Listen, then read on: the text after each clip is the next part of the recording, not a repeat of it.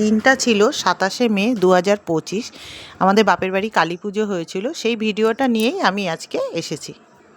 আমাদের ঠাকুরের মন্দির আছে, সেই মন্দিরে সব সাজানো হয়েছে ফুল টুল দিয়ে, প্যান্ডেল হয়েছে বাইরে, খুব সুন্দর করে সাজানো হয়েছে। আমরা সারা বছর অপেক্ষা করে থাকি এই দিনটা কবে আসবে, খুব আনন্দ করি আমরা এই কালী পুজোটায় বছরে।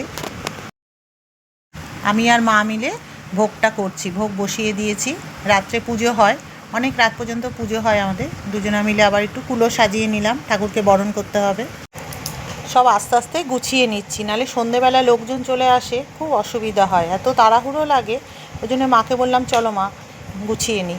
এদিকে ওপরে আমাদের খাওয়া দাওয়ার ব্যবস্থা, রাত্রে সব রান্না বসিয়ে দিয়েছে আমাদের। একটা কাকু রান্না করে, আর আমাদের এই যে নাতি, ও আর কি কাজ করবে, এখন মোবাইল দেখছে। দুপুরে সবাই এদিকে আবার খাওয়া দাওয়ার ব্যবস্থা, আমার দিদি সবাইকে খেতে দিচ্ছে দুপুরে যারা লোকজন আসছে। তারপরে আমরা একটু বসে, আমার মেয়ে ফোন করেছে, একটু গল্প করলাম। দিয়ে এদিকে আবার একটু আমি দেখছি, মা দেখছে, দুজনা মিলেই আমরা ভোগ করছি। অনেক কিছু হয়ে গেছে, এখন লাস্ট খিচুড়িটা হচ্ছে, ভাজা ভুজি পায়েস সব হয়ে গেছে। তাড়াতাড়ি বসালে তাড়াতাড়ি হয়ে যায়, সব রেডি হয়ে গেছে। এবার মাকে বললাম একটু তুমি খিচুড়িটা করো। মা এবার খিচুড়িটা বসিয়ে দিয়েছে। আমি আবার একটুখানি বসে আছি, মা একা একা থাকবে, ওই জন্য দুজনে মিলেই একসাথে আছি। একটু আবার মা বললো একটু নেড়ে দিত, আবার ওই জন্য একটুখানি নেড়ে দিলাম। পুজোর কাজ করতে একটা আলাদাই আনন্দ লাগে, তাও আবার ভোগ করতে তো খুবই ভালো লাগে। সব লোকজন চলে এসছে, কথাবার্তা বলছি আমরা একটু সেজে গুজে নিয়ে, একটু এবার সব কথাবার্তা হচ্ছে। অনেক লোকজন হয় এই পুজোটায় আমাদের।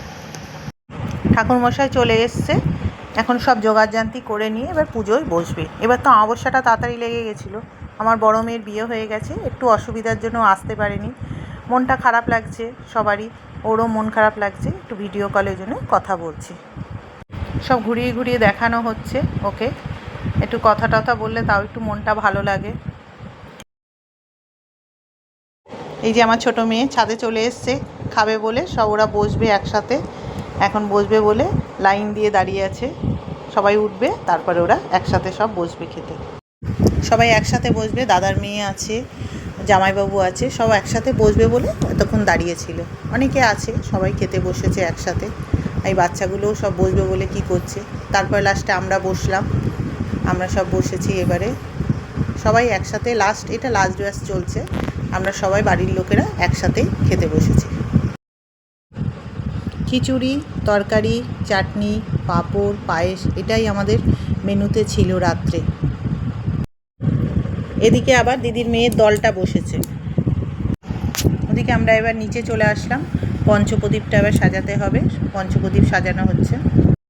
এটা জ্বালাতে ঠাকুরের সামনে খুব ভালোই লাগে, আর দেখতে সবটা যখন জ্বালানো। পুজো প্রায় আমাদের শেষ হয়ে গেছে অনেক রাত পর্যন্ত। তারপরের দিন সকালবেলা আবার আমাদের মিটিং বসেছে। আমাদের আর কাজ কি, মিটিং বসেছে, সবাই বসে বসে গল্প করছে। ব্যাস আমার কাজে জয়েন করলাম, মেয়ে আবার ফোন করেছিল। তারপর আবার দুপুরের খাওয়া দাওয়া, ভাত দিয়ে দিল, সবাই মিলেই পরিবেশন করছে।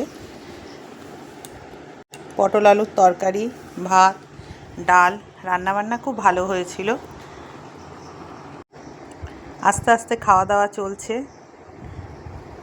তা বাড়ির লোক তো একটু আস্তে আস্তে দিচ্ছে।